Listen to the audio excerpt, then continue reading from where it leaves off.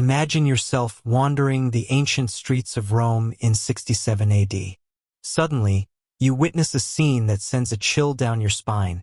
Emperor Nero himself is making his way through the Forum, accompanied by what seems to be his new bride, a strikingly beautiful young woman draped in luxurious silks and sparkling jewels. Yet, as they pass, murmurs ripple through the crowd, for everyone is aware of the dreadful reality.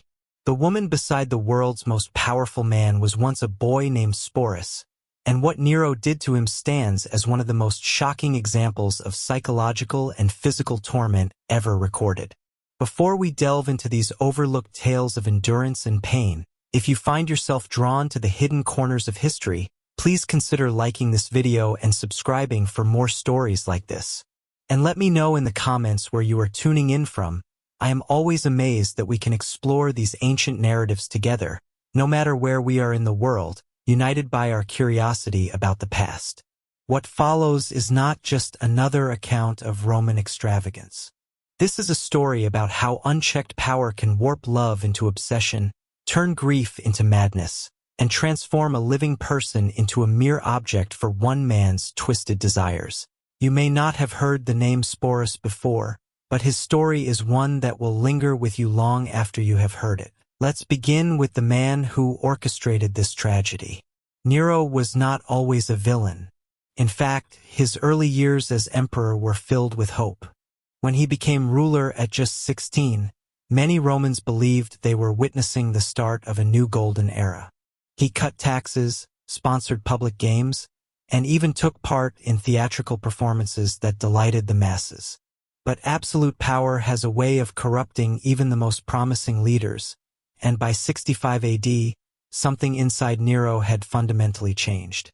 William Wallace emerged from this chaos not as a nobleman seeking power, but as a minor landowner driven by personal loss and national outrage. His family had suffered under English occupation, and when he raised his sword at Stirling Bridge in 1297, he did so with the fury of a man who had lost everything, and the vision of one who saw what Scotland could become. His victory there was more than tactical.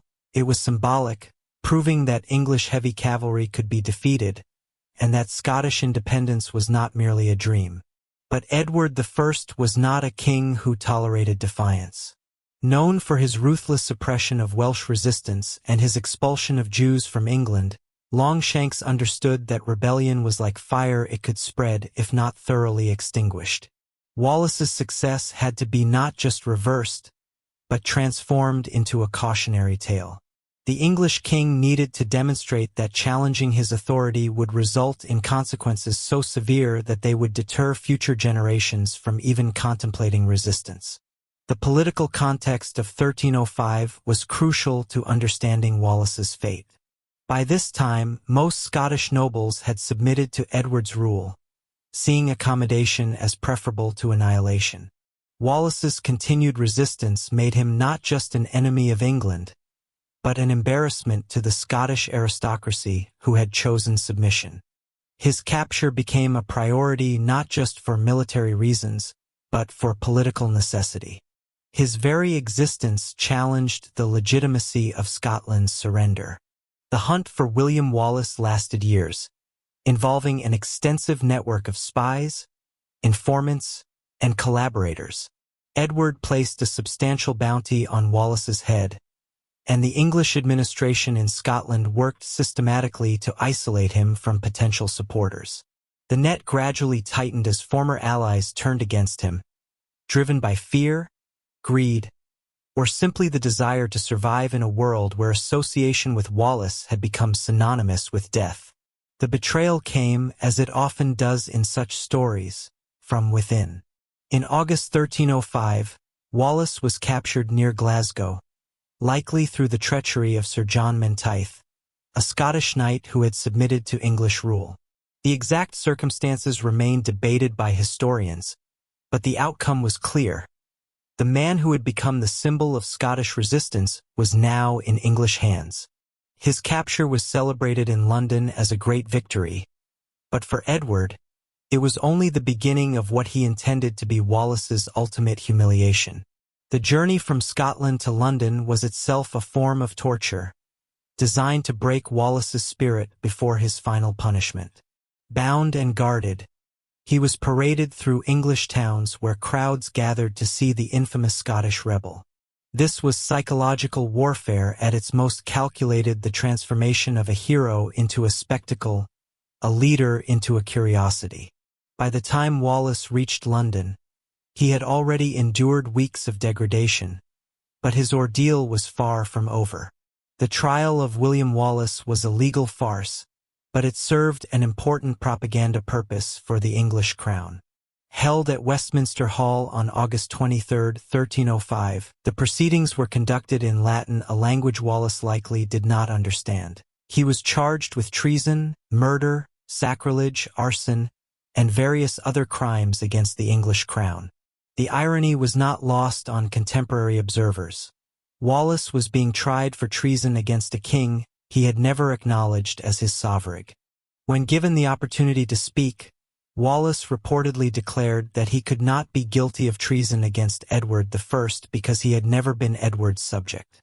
This defiant response sealed his fate, though in truth, the outcome had been predetermined. The trial was theater, designed to provide a legal veneer to what was essentially a predetermined execution. The judges, all appointed by Edward, had no intention of showing mercy to the man who had become the symbol of Scottish resistance. The charges against Wallace were carefully crafted to justify the severity of his punishment.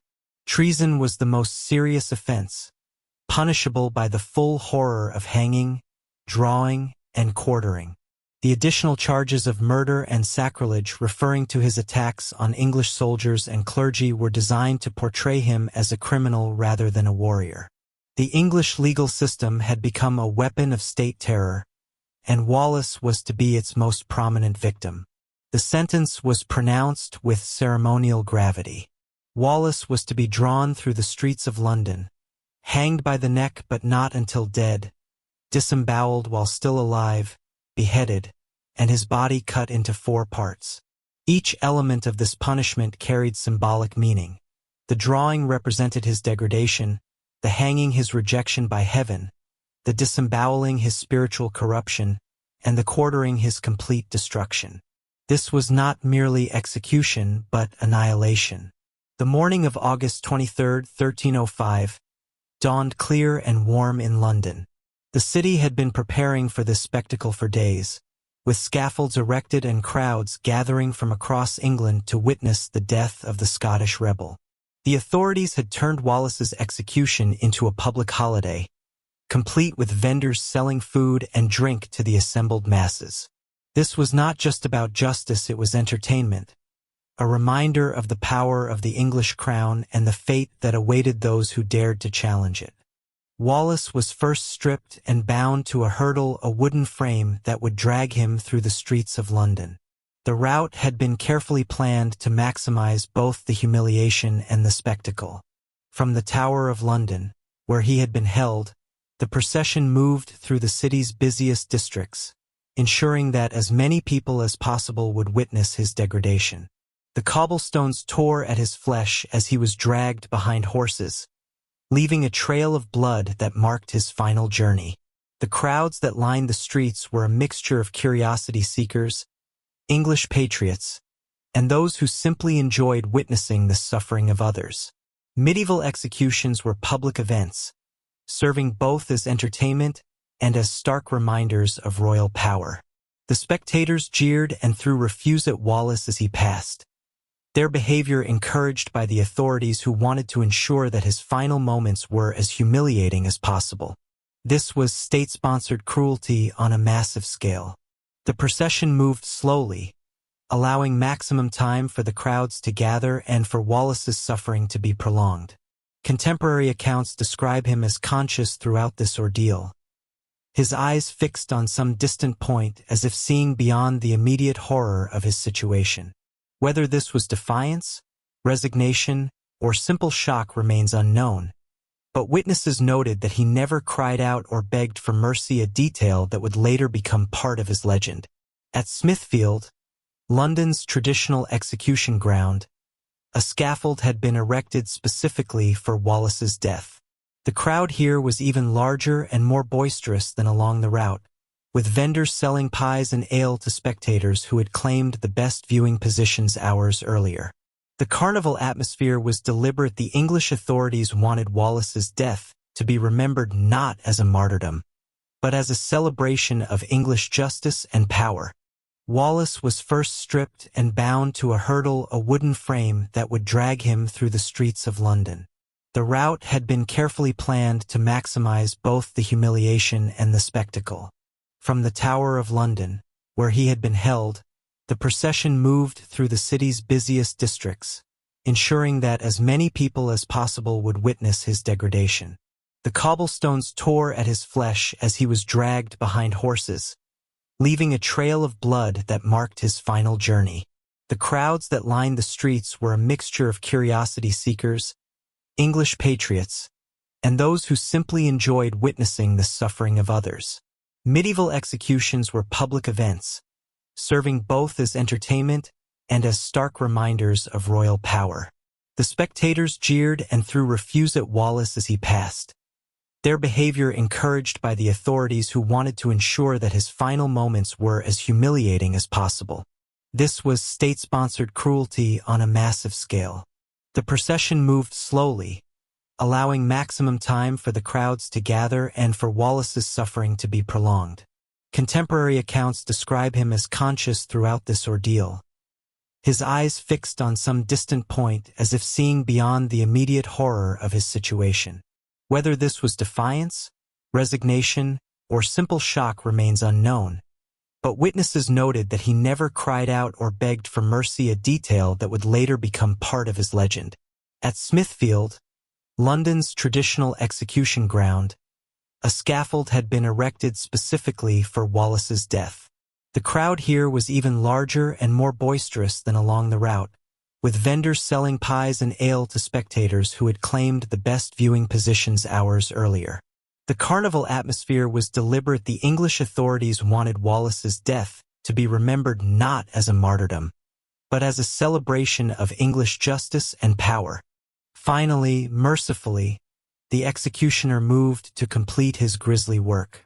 Wallace's head was severed with a single stroke of a sharp axe, ending his suffering at last. But even in death, the humiliation continued. The head was held up for the crowd to see, blood still dripping from the severed neck, before being set aside for later display. The body was then cut into 4 quarters, each piece held up for the crowd's inspection like cuts of meat in a butcher's shop. The disposal of Wallace's remains was as calculated as his execution. His head was dipped in tar to preserve it and mounted on a spike on London Bridge, where it would remain for years as a warning to anyone who might consider challenging English authority. The 4 quarters of his body were sent to different Scottish cities: Newcastle, Berwick, Stirling, and Perth, where they were displayed publicly as reminders of the fate that awaited rebels. This distribution of Wallace's body parts was more than mere brutality. It was a form of political communication. Each piece served as a message to the local population, a physical reminder of English power and the consequences of resistance. The English understood that symbols could be as powerful as armies, and Wallace's dismembered body became a symbol of English dominance over Scotland.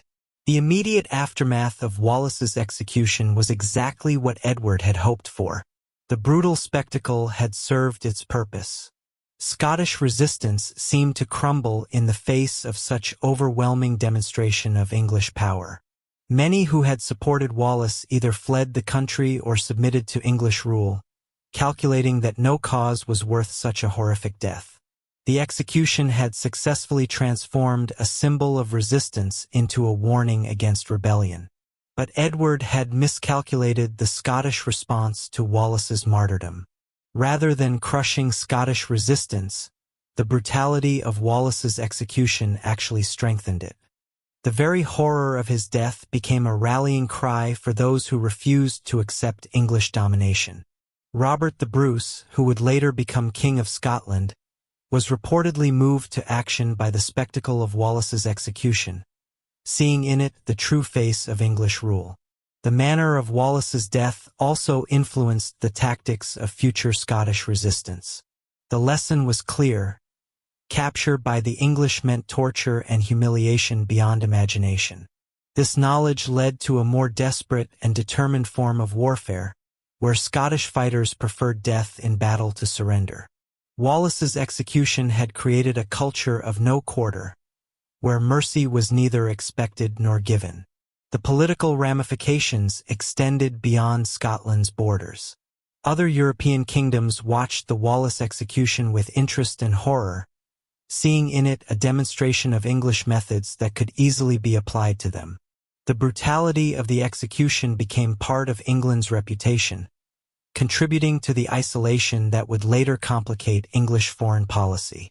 Edward's message of strength had been received, but so had the message of cruelty. The historical documentation of Wallace's execution is extensive, drawn from multiple contemporary sources that provide a remarkably detailed picture of the event. The Lanercost Chronicle, written by English monks, describes the execution in clinical detail, noting the crowd's reaction and the duration of Wallace's suffering. These accounts, while biased toward the English perspective, provide valuable insight into medieval attitudes toward justice and punishment. Scottish sources, though fewer in number, offer a different perspective. The Chronicle of John of Verdun portrays Wallace as a martyr who faced death with dignity and courage, emphasizing his refusal to beg for mercy or renounce his cause. These accounts, while perhaps romanticized, reflect the impact of Wallace's death on Scottish national consciousness and the transformation of a military defeat into a moral victory. The legal records of Wallace's trial and execution provide perhaps the most objective account of the events. These documents, preserved in the English National Archives, reveal the careful planning that went into both the trial and the execution. Every detail was documented, from the charges against Wallace to the disposal of his remains, suggesting that the English authorities understood the historical significance of what they were doing. Witness accounts from both English and Scottish observers provide additional layers of detail about the execution. Some describe the crowd's bloodthirsty enthusiasm, while others note the apparent dignity with which Wallace faced his death. These varied perspectives highlight the complexity of the event and its different meanings for different audiences. The legacy of William Wallace's execution extends far beyond the immediate political consequences of his death. In the centuries that followed, his story became a foundational myth of Scottish nationalism, inspiring generations of Scots to resist foreign domination. The very brutality of his execution transformed him from a failed rebel into a symbol of martyrdom and resistance, one that proved more powerful in death than he had been in life. The execution also influenced the development of international law and concepts of human rights. Later legal scholars would point to Wallace's treatment as an example of judicial cruelty that violated fundamental principles of human dignity. The notion that even enemies of the state deserved basic human treatment began to emerge, partly as a reaction to excesses like Wallace's execution. The cultural impact of Wallace's death can be seen in the literature, art, and music that emerged in subsequent centuries. From medieval ballads to modern films, his story has been told and retold, each generation finding new meaning in his sacrifice.